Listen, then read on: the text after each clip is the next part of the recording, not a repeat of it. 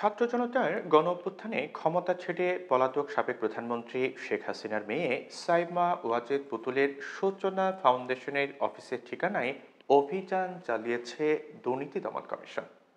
অভিযানকালে দুদক কর্মকর্তারা প্রতিষ্ঠানটির অস্তিত্বই খুঁজে পাননি। পরে সূচনা ফাউন্ডেশনের কর মকুব সহ বিভিন্ন আর্থিক অনিয়মের নথি সংগ্রহ করতে জাতীয় রাজস্ব বোর্ডে অভিযান পরিচালনা করে সংস্থাটির এনফোর্সমেন্ট টিম।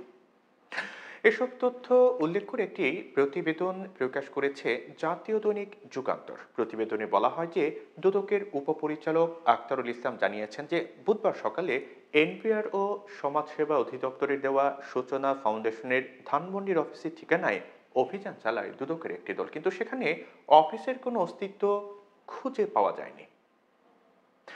যুগান্তরের প্রতিবেদনে বলা হয় যে সূচনা ফাউন্ডেশন নামের একটি প্রতিষ্ঠান খুলে বিভিন্ন সামাজিক ও ব্যবসায়িক প্রতিষ্ঠান থেকে জোরপূর্বক উপঢৌকন আদায় করা হয়েছে। এছাড়া স্বাস্থ্য ও পরিবার কল্যাণ মন্ত্রণালয়ের স্বাস্থ্য বিভাগের আওতায় অটিস্টিক সেল ব্যবহার করে ভুয়া প্রকল্পে রাষ্ট্রের বিপুল অর্থ আত্মসাতের অভিযোগে অনুসন্ধান শুরু করে দুদক।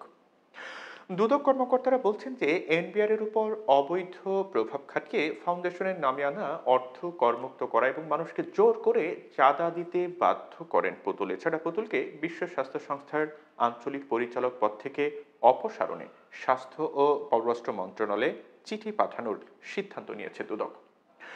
যোগ্যতা না থাকা সত্ত্বেও মায়ের ক্ষমতার অপব্যবহার করে ওই পদে পুতুলকে নিয়োগ দেওয়া হয় বলে মনে করে সংস্থাটি। দুদকের প্রস্তুত করা চিঠিতে বলা হয়েছে যে শেখ হাসিনা তার মেয়ে পুতুলকে ডব্লিউএইচওর দক্ষিণ পূর্ব এশিয়ার আঞ্চলিক পরিচালক হওয়ার যোগ্যতা না থাকা সত্ত্বেও ক্ষমতাকে অনৈতিকভাবে ব্যবহার করেছেন। কোনো কারণ ছাড়াই মেয়েকে বিভিন্ন রাষ্ট্রীয় সফরে সফরসঙ্গী করেছেন। চিঠিতে বলা হয়েছে যে পুতুলের ক্ষেত্রে প্রার্থীর যোগ্যতা হিসেবে যেসব যোগ্যতা উল্লেখ করা হয়েছে তা কেবল কাগজে এবং ফরমায়েশি।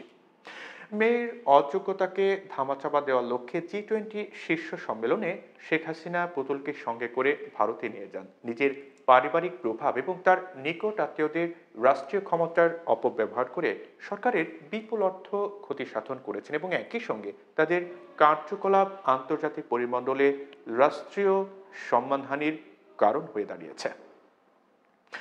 দুদকের চিঠিতে আরও উল্লেখ করা হয় যে দুর্নীতির আশ্রয় নিয়ে পুতুল নিজ নামে পূর্বাচল নতুন শহরে 10 কাঠা প্লট বরাদ্দ সূচনা ফাউন্ডেশন নামীয় একটি প্রতিষ্ঠান খুলে বিভিন্ন সামাজিক ও ব্যবসায়িক প্রতিষ্ঠান থেকে জোরপূর্বক উপঢৌকন আদায় এবং স্বাস্থ্য বিভাগের আওতায় অটিস্টিক সেলকে ব্যবহার করে ভুয়া প্রকল্পে রাষ্ট্রের বিপুল অর্থ আত্মসাৎ করেছেন।